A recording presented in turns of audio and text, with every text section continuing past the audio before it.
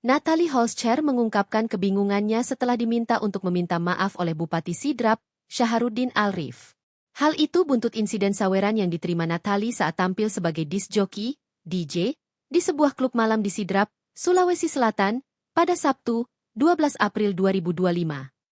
Menanggapi kekecewaan Bupati Sidrap, Natalie menegaskan bahwa kehadirannya di acara tersebut semata-mata untuk bekerja.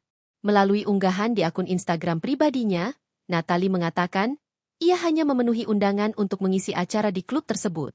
Kini, Natalie heran mengapa dirinya justru dituntut untuk minta maaf kepada masyarakat Sidrap.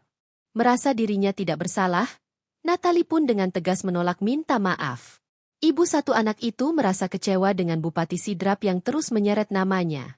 Menurut Natalie, banyak DJ yang sudah mengisi acara di klub tersebut dan mendapat saweran tetapi tidak pernah dipermasalahkan. Buntut dari permasalahan ini, Natalie kini merasa risih dan terganggu.